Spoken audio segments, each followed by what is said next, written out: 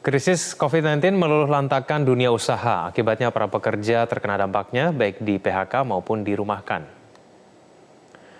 Berdasarkan data dari Kemenaker, per 9 April 2020, jumlah perusahaan terdampak sebanyak 41.876 perusahaan. Total pekerja sektor formal dirumahkan dan di PHK mencapai 1.052.216. Sektor informal sebanyak 36.298 usaha dengan total tenaga kerja mencapai 374.851.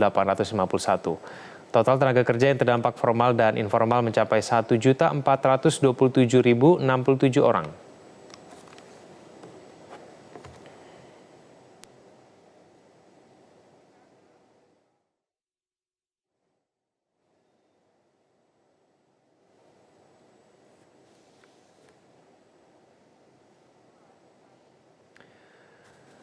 Sudah 1,5 juta tenaga kerja yang terdampak krisis COVID-19 baik yang dirumahkan maupun di PHK. Gelombang PHK pun diperkirakan masih akan berlanjut. Apa yang akan dilakukan pemerintah dan dunia usaha? Telah bergabung dari luar studio ada Menteri Tenaga Kerja Ida Fauziah yang bergabung melalui sambungan telepon dan juga ada Ketua Umum Asosiasi Pengusaha Indonesia Apindo Pak Haryadi Sukamdhani. Pak Haryadi dan Ibu Ida, selamat pagi. Selamat pagi. Ya, baik. Saya ke Ibu Ida dulu. Ibu Ida, Kemenaker ini menyebutkan sudah lebih dari 1 juta pekerja yang terkena dampak dari krisis COVID-19 ini. Ini jumlah realnya pada saat ini berapa dan kemudian rinciannya seperti apa, Ibu Ida? Ya, data per 9 April jam 10 malam, sektor formal yang merumahkan karyawannya atau buruhnya dan di PHK itu totalnya 1.240.332. Sektor informal yang terdampak itu 285.881. Jadi totalnya sekarang per tanggal 9-10 malam itu 1.506.713. Ini di sektor-sektor mana saja, Bu, yang paling terdampak dengan adanya pandemi COVID-19 ini? Sektor yang paling terdampak sektor pariwisata, sektor garment, dan sekarang mulai banyak sektor-sektor lain ya. Baik, Ibu Ida, lalu kemudian dari Kementerian Tenaga Kerja ini strateginya seperti apa, Bu, kalau menyikapi mengenai banyaknya PHK yang kemudian sudah terjadi hingga sampai saat ini? Iya, kami terus melakukan koordinasi dengan teman-teman Dinas Ketenagakerjaan. Kalau misalnya didapati banyak perselisihan akibat PHK atau dirumahkan, kami berharap teman-teman Dinas Ketenagakerjaan melakukan pemantauan dan pengawasan terhadap dampak COVID-19 ini terhadap para pekerja atau buruh yang dirumahkan maupun yang di PHK. Terus mendorong kepada perusahaan agar selalu mengupayakan dialog dengan pekerja dan buruh atau serikat pekerja atau buruh dalam mengambil langkah-langkah alternatif untuk mencegah terjadinya PHK.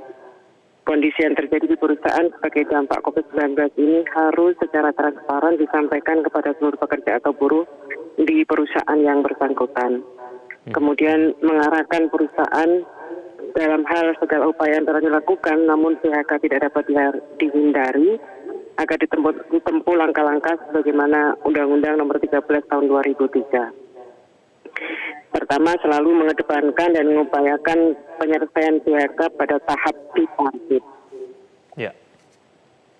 Kemudian kedua, apabila perundingan tidak menghasilkan persetujuan dan pengusahanya hanya dapat memutus hubungan kerja dengan pekerja atau buruh setelah memperoleh penetapan dari Lembaga Penyelesaian Perselisihan Hubungan Industrial. Baik, saya ke Pak Haryadi. Pak Haryadi, apakah data 1 juta pekerja yang sudah terkena dampak krisis COVID ini juga sesuai dengan data yang dimiliki oleh Pak Haryadi? Ya, betul.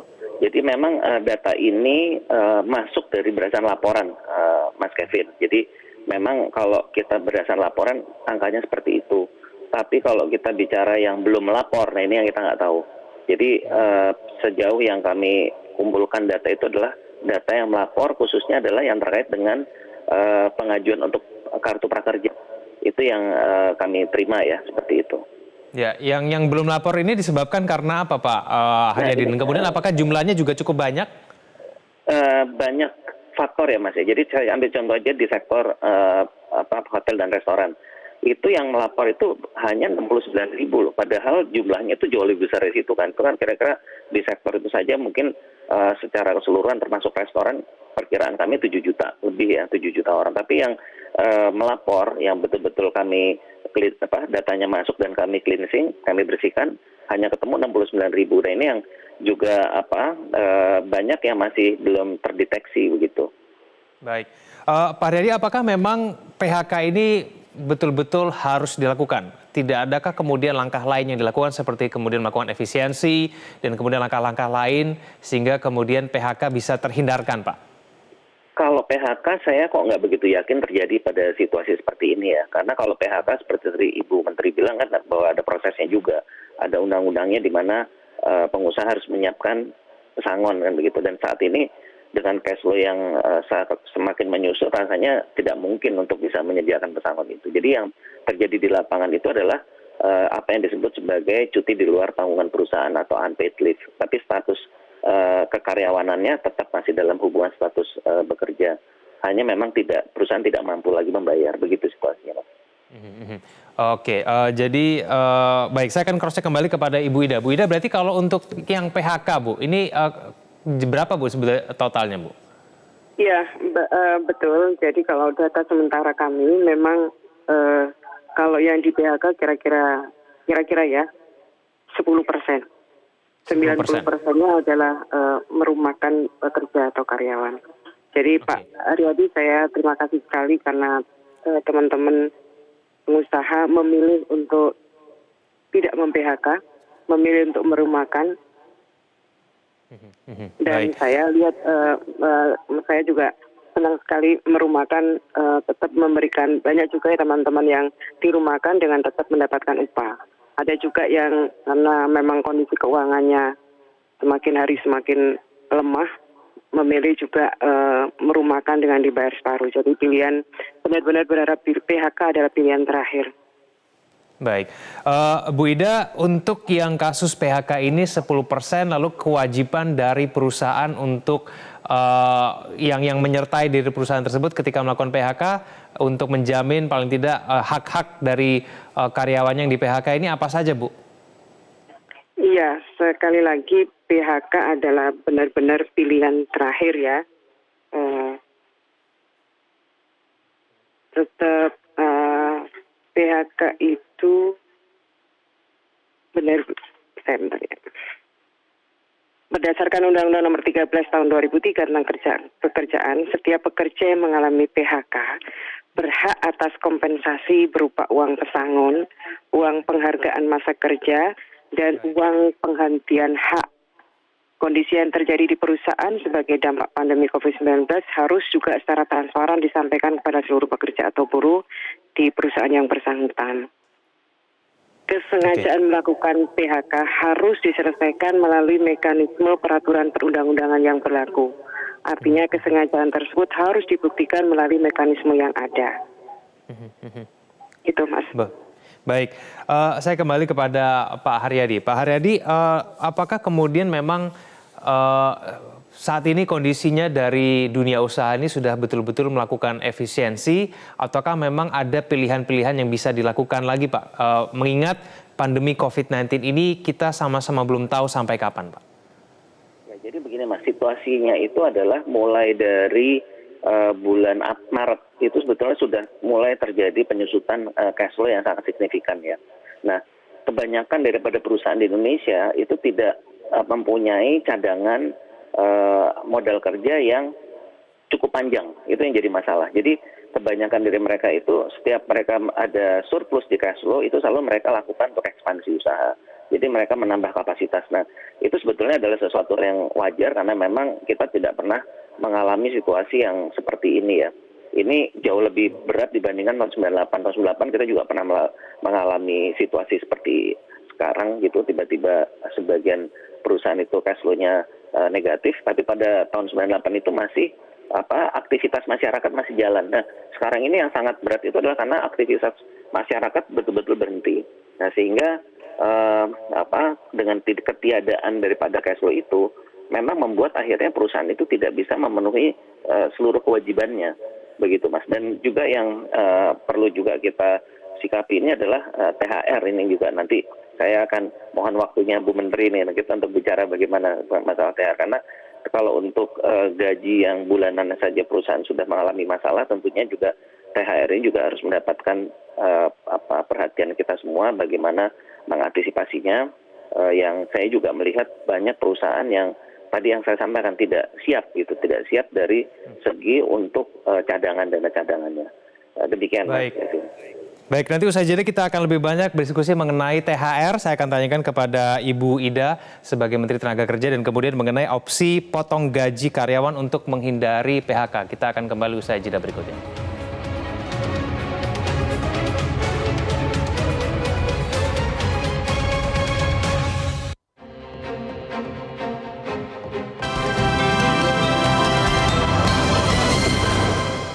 Kembali bersama kami di Metro Pagi Prime Time. Pemirsa, kembali kita lanjutkan dialog kita. Saya kembali kepada Ibu Ida Fauzia. Ibu Ida, mengenai opsi potong gaji untuk menghindari PHK. Ini juga menjadi salah satu opsi yang bisa digunakan oleh perusahaan. Mungkin bisa dijelaskan, Bu, ini rumusannya seperti apa, Bu Ida? Ya, menyikapi kondisi yang muncul akibat pandemi COVID-19 ini terdapat berbagai alternatif atau upaya alternatif yang dapat dilakukan untuk menghindar PHK. Misalnya mengurangi upah dan fasilitas pekerja tingkat atas, misalnya tingkat manajer atau direktur. Mengurangi shift, membatasi atau menghapus kerja lembur. Ya. Mengurangi jam kerja, mengurangi hari kerja, meliburkan atau merumahkan pekerja atau buruh secara bergilir untuk sementara waktu. Kemudian memberikan pensiun bagi yang sudah memenuhi syarat. Jadi ini yang memang saya minta kepada usaha untuk memilih alternatif-alternatif tersebut. Benar-benar PHK menjadi pilihan terakhir. Baik. Ibu Ida, mengenai aturan pembayaran THR, Bu. Ini dalam situasi krisis COVID-19 ini akan seperti apa nanti dunia usahanya mencermatinya? Ya, saya mau sampaikan ketentuan dasarnya ya. Menurut peraturan perundang-undangan, prinsip-prinsip THR itu merupakan bagian dari pendapatan dan upah. THR wajib dibayarkan oleh pengusaha kepada pekerja atau buruh. THR wajib dibayarkan 7 hari sebelum hari raya keagamaan. Ini prinsip umumnya ya. Ya. Nah, ini ada Pak Haryadi juga menyampaikan kepada kami dampak pandemi COVID-19 ini berakibat, saya nanti bisa dikonfirmasi kepada Pak Haryadi, banyak sekali perusahaan yang memiliki ketidakmampuan ekonomi perusahaan, sehingga banyak yang menyampaikan tidak mampu membayar THR. Ya. Jadi dalam hal pengusaha kesulitan membayar THR kepada pekerja atau buruh, maka dapat ditempuh mekanisme dialog antara pengusaha dan pekerja buruh untuk menyepakati pembayaran THR. Jadi bila perusahaan tidak mampu membayar THR sekaligus, apakah proses pembayarannya dilakukan secara bertahap misalnya. Tapi sekali lagi mekanismenya harus dilakukan dialog.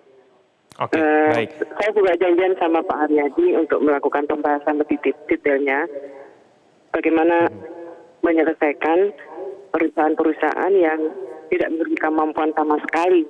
Jadi saya kira saya mau sampaikan kalau perusahaan itu masih memiliki kemampuan, maka kewajibannya harus diselesaikan. Ini kan kewajiban pengusaha, haknya buruh. Baik, Pak Haryadi, apakah saat ini perusahaan-perusahaan yang terdampak dengan COVID-19 ini masih mampu, Pak, membayar kewajiban THR kepada karyawannya, Pak?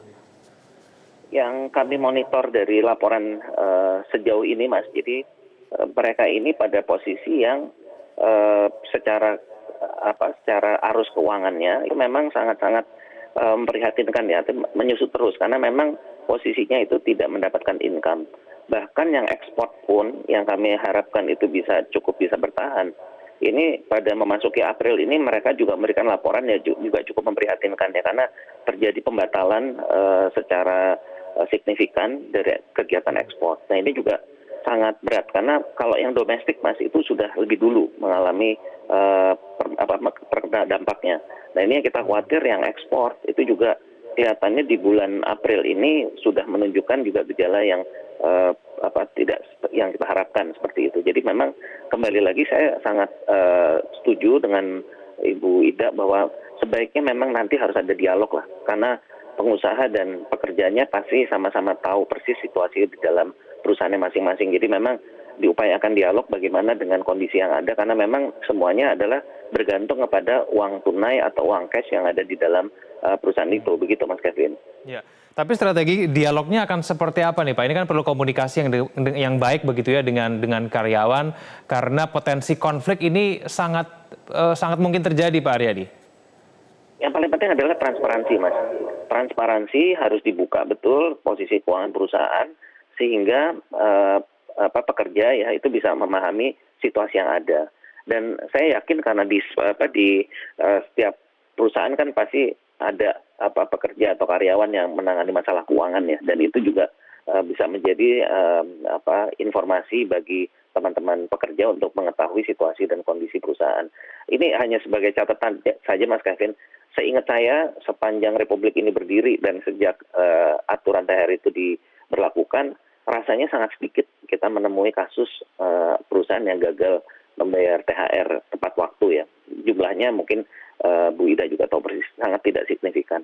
Jadi ini memang kejadian yang luar biasa yang kalau kita melihat perjalanan selama ini, kita nggak pernah menghadapi kondisi yang tiba-tiba perusahaan itu kehilangan cash inflow-nya, begitu Mas. Ya, ya. Tapi konflik itu dari pengamatan Apindo sendiri, baik yang kemudian di PHK, dirumahkan, ataupun berbagai bentuk yang lain dengan kemudian ada pandemi COVID-19 itu sudah terlihat belum Pak Haryadi? Sejauh yang saya lihat sepanjang terjadi transparansi ya, komunikasi yang bagus, alhamdulillah sih tidak begitu banyak masalah ya. Bahkan yang sampai dengan unpaid leave, artinya di cuti di luar tanggungan perusahaan, itu pun juga bisa berjalan dengan baik karena memang situasinya semua pekerja itu sudah memahami. Nah, hanya memang yang saya agak khawatir itu adalah menyangkut masalah kalau pandemi ini berlangsung lebih dari bulan Juni. Kami sudah mendapatkan banyak catatan dari lapangan, kelihatannya kekuatan terakhir itu dari di Juni. Jadi kalau Juni ini tidak ada perbaikan untuk pemulihan, itu kondisinya sangat berat sekali karena yang terdampak ini kan kalau di kita itu yang paling benteng itu dari pekerja formal, Mas. Kalau pekerja formal sampai itu tidak mendapatkan penghasilan, sudah pasti semuanya akan berubah menjadi kategorinya informal gitu, karena secara penghasilan sudah hilang. Ini yang sebetulnya yang sangat-sangat kita khawatirkan untuk kita bagaimana bersama-sama dengan pemerintah mencari jalan keluarnya, karena kalau tidak karena dalam hal ini memang negara yang harus turun ya untuk mengantisipasi ini semua. Baik, saya terakhir kepada Ibu Ida, perkiraan kekuatan dunia usaha hingga bulan Juni saja Bu, ini kemudian strategi ke depannya untuk mengantisipasi hal-hal terburuk yang terjadi seperti apa, dan kemudian imbauan kepada dunia usaha dan kepada karyawan supaya sama-sama bekerja sama untuk mengatasi mengenai pandemi COVID-19 ini seperti apa Bu Ida? Ya, pemerintah, konsentrasi pemerintah dalam konteks menangani pandemi 19 ini adalah pertama fokus pada penanganan kesehatannya. Yang kedua adalah social safety net. Yang ketiga adalah memberikan stimulus untuk pertumbuhan usaha mikro kecil kita. Nah, dalam konteks social safety net yang akan diberikan kepada pekerja yang di PHK atau yang dirumahkan, kami akan segera merealisasi program Kartu Prakerja, di mana target penerima manfaatnya dari semula direncanakan 2 juta, sekarang menjadi 5,6 juta. Kemudian kalau dulu rencana awalnya lebih diorientasikan mereka yang pencari kerja, sekarang untuk merespon mereka teman-teman pekerja yang di PHK, yang dirumahkan, pekerja formal atau informal, pelaku usaha mikro dan kecil. Baik. Rencana dulu memang programnya itu lebih banyak untuk peningkatan kompetensi.